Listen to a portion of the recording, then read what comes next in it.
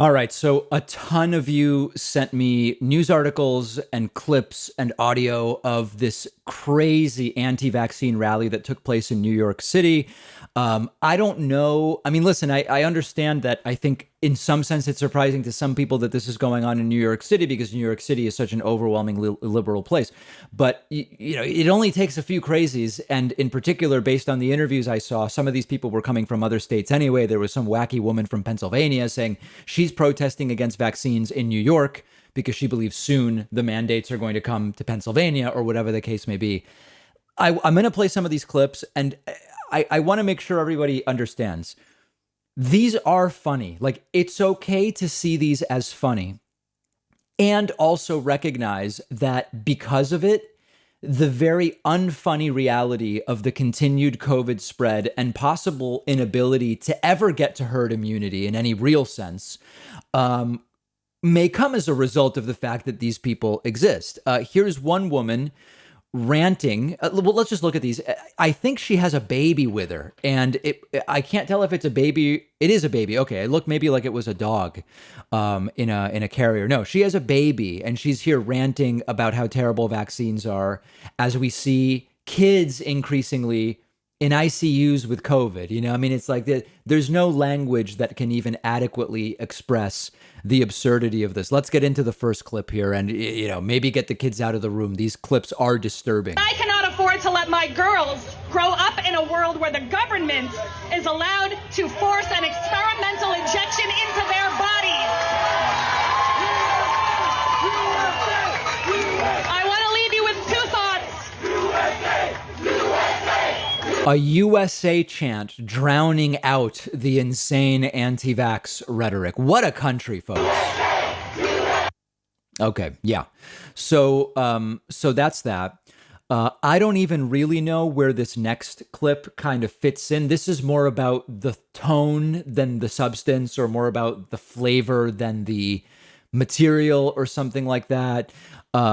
They did the national anthem, and this is another just weird. This is really a cultural thing where whether it's a blue state or a red state, they'll have an event for anything. It'll be a Mike Pillow rally.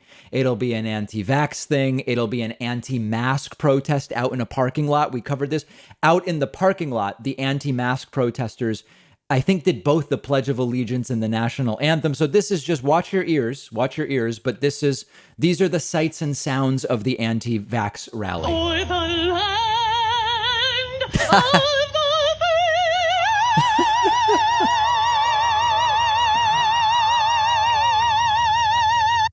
Yeah, and it keeps going. Really, you know, this is how you fight tyranny, right, guys? Yeah. and the home of the brave.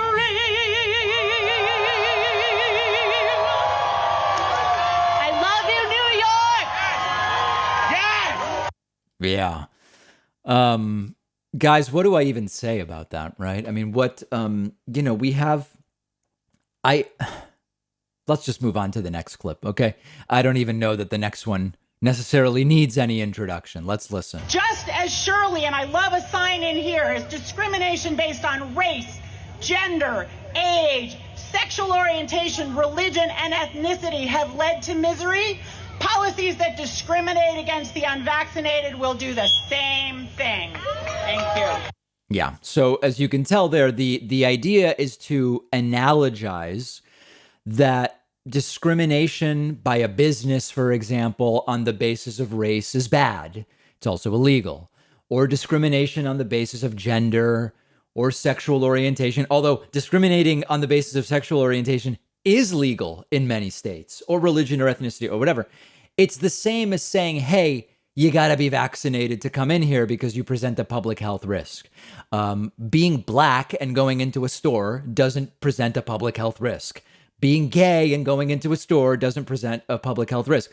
Being unvaccinated does. And so the analogy is, of course, terrible.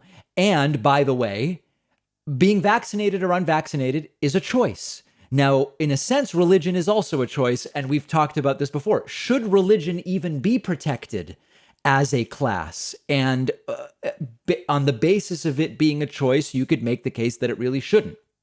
On the other hand, there's the argument that, well, it's such a part of, such a core part of what the United States is based on. It's based on freedom from religion as well as freedom of religion. And I think I'm not going around saying remove religion, but you can make the case that what we're really trying to focus on here is not discriminating on the basis of immutable conditions, things that are just who you are. And choosing not to get vaccinated is not an immutable characteristic. And so the analogy is completely wrong.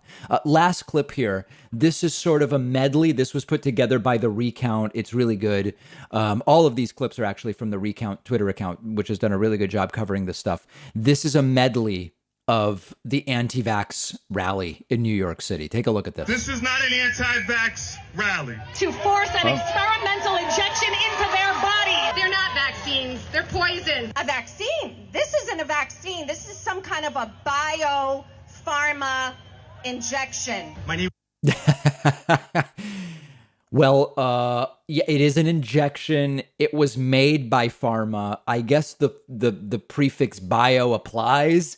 I think we're maybe talking about a distinction without a difference there. That's maybe my favorite moment. Here's another guy. This is a sort of a Keanu Reeves type guy saying something very, very important. With Garrett Ramirez, I am a socialist, proudly. You don't get many of those in this movement. Whoa. Yeah, so people booing the socialism, but cheering for the anti-vax. Now, that's actually a really interesting thing to talk about. I think for 8 years on this show, for a while, we've covered other anti-vax movements. There's never been anything like with the COVID vaccine. But for example, the measles anti-vax movement we've covered. And I've explained, and we've looked at this phenomenon where you see these anti-measles vax enclaves in really red areas and in really blue areas. And the reason is that left-wing anti-vax and right-wing anti-vax have kind of been pulled together for different reasons. The right-wing anti-vaxxers don't want the government being involved in public health campaigns and vaccine requirements and vaccinations. Okay. The left-wing anti-vax are skeptical of big pharma because they're skeptical of lots of types of corporations, and they end up together. And that's super interesting, where these really are strange bedfellows. Let's look at that again. This is an anti-vax socialist who says, I am here and I am anti-vax, and he actually gets booed for at least initially. My name is Garrett Ramirez, and I am a socialist, proudly. Yeah. You don't get many of those in this movement. Ooh. Whoa.